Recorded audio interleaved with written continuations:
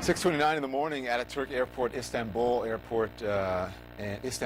Turkey, I should say, and that's where that deadly terror attack took place earlier today. No claim of responsibility so far for that terror attack at the airport, but U.S. officials say it bears all the hallmarks of ISIS. Donald Trump and Hillary Clinton both reacting tonight, so let's discuss with Philip Bump, political reporter for The Washington Post, Republican strategist Kevin Madden, Democratic strategist Maria Cardona, a Clinton supporter, Carl Higbie, co-chair and spokesman for the Great America PAC, which supports Donald Trump. I think I got everyone in there. So Donald Trump spoke out earlier tonight. I want you to listen to how he addressed this terror attack. We can't do waterboarding, but they can do chopping off heads, drowning people in steel cages. They can do whatever they want to do. You know, you have to fight fire with fire. So, Carl, Donald Trump would have talked about radical Islam in the past. He never mentioned the word Muslim in his speech. Are you surprised by that? Not surprised, because, I mean, we talked about it last week where they got rid of Corey Lewandowski. They've changed directions now. This is presidential Donald Trump ready to take on Hillary Clinton in the political boxing ring, not necessarily the street fighting ring. Anybody else surprised by this, or are you all in agreement with what Carl said? I'm sort of surprised by the fact that, I mean, we saw the immediate aftermath of his response to the terror attack was the new Donald Trump. It was very controlled. He had a couple of very constrained tweets. What we just heard from him there was the classic Donald Trump saying that we should all be on the same page as what the Islamic State is doing, which I think is what they're trying to move away from a little bit. Okay, so let's talk about, this is Hillary Clinton.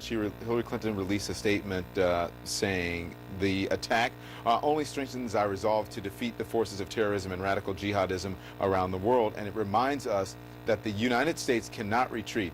She's been talking a lot about a united front for fighting terrorism. Is that what voters are looking for, Maria? I think that it really gives a huge contrast to what Donald Trump is talking about. I think what voters want is somebody who is thoughtful, somebody who is knowledgeable, somebody who understands the nuances of our place in this global world where we cannot retreat. We are 5% of the world's population.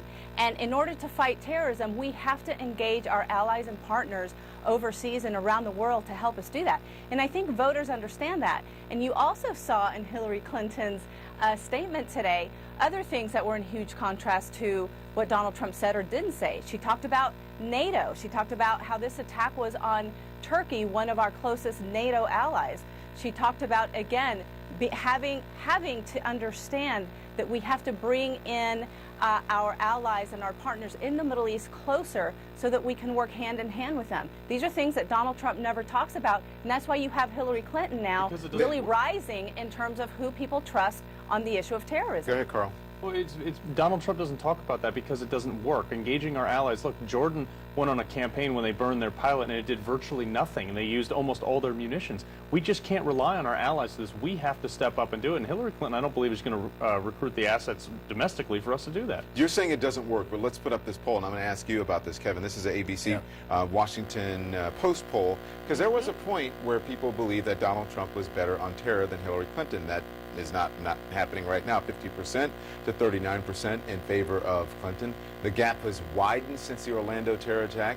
So how can Trump convince voters he is a better candidate on this topic? Carl says it doesn't work, but maybe voters are thinking it does, Kevin. Well, look, I think Trump can't really appeal to a lot of voters on resume or experience. I mean, quite frankly, he doesn't have any.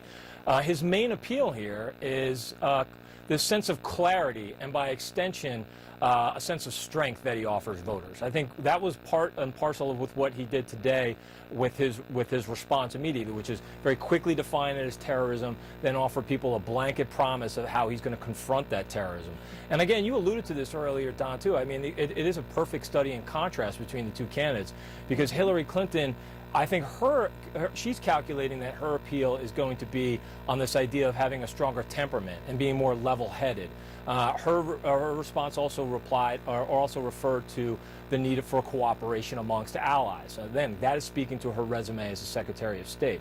But I do think that is one of the problems that Hillary Clinton continues to face, is this idea that she's being calculating or very cautious at a time where the American people are frightened or have a heightened sense of awareness about terrorism, Donald Trump's appeal here and the way he's going to be able to, I think, seize this issue to his advantage is that clarity and strength at a time where people are really worried. I'm interested. Go ahead, Phil. I was just going to say it's worth noting in that post-ABC poll that was mentioned earlier, though, we did find also that people were more aware, were more concerned about terrorism, and yet still preferred Hillary Clinton by about 11 points on that subject. That's right. All right. Everybody stay with me. When we come back, when we come right back, much more in our breaking news tonight, the deadly terror attack at Istanbul's airport.